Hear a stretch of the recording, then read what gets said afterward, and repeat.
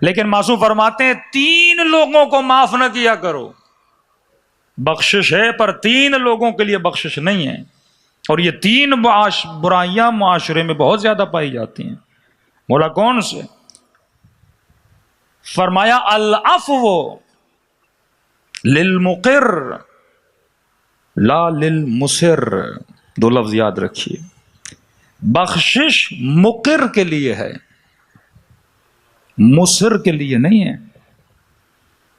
مقر کون؟ بندہ غلطی کرے آ کے معافی مانگے، اللہ کہتے معاف کرو۔ فتح مکہ کے بعد بیویوں نے معافی مانگی، اولاد نے معافی مانگی، رسول نے کہا اے حبیب ان کو کہو کہ بخش دیں۔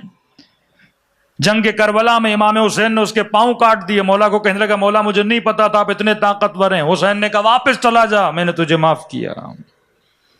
معافی مانگے تو بخشو، کیونکہ مقر ہے، اقرار گناہ کرے، آپ کو آ کر بولے کہ مجھ سے خطا ہوئی، میں نے آپ کے پیسے کھائے، میں نے آپ کے ساتھ زیادتی کی، میں نے آپ کو گالی دی، میں نے آپ کی توہین کی، میں نے آپ کی غیبت کی، بندے خدا معافی مانگنے آیا ہوں، تو چھٹے ماں فرماتے معاف کرو، اگر معاف نہیں کرتے تو ہمارے شیعہ نہیں ہوں۔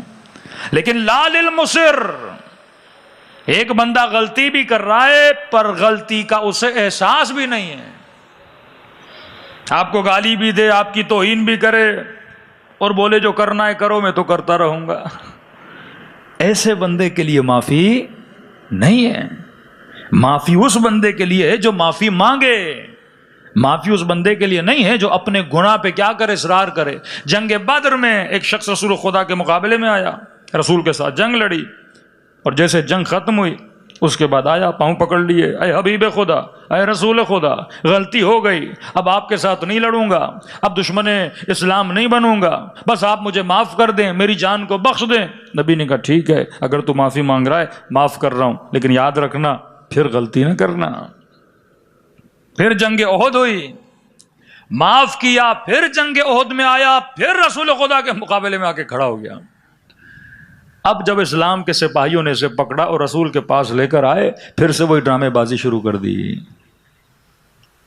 اے رسول خدا غلطی ہو گئی، تو رحمت للعالمین ہے، مجھے معاف کر دے۔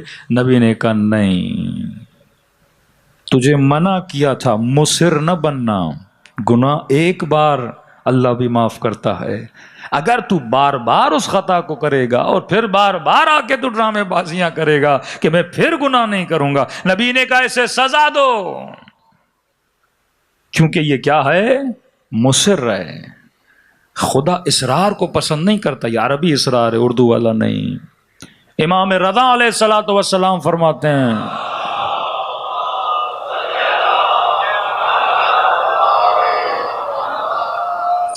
اگر کوئی بندہ اللہ کی دربار میں آئے اور توبہ کرے، لیکن اس کے دماغ میں یہ ہو ابھی تو توبہ کر رہا ہوں، کل جا کے پھر خطا کروں گا، اصرار بر گناہ، مصر ہو، فرماتے ہیں یہ اللہ کی دربار میں رو نہیں رہا، یہ گویا رب کا مذاق اڑا رہا ہے، اور اللہ ایسے بندوں کو اور کڑی سزا دیتا ہے۔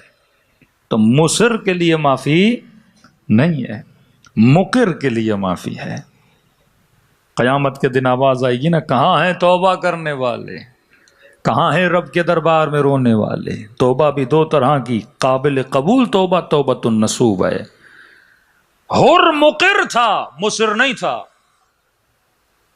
اگر گناہ کا احساس ہوا آ کر حسین کے سامنے اعلان خطا کرو، پھر دیکھو اہل بیت تجھے کیسے معاف کرتے ہیں۔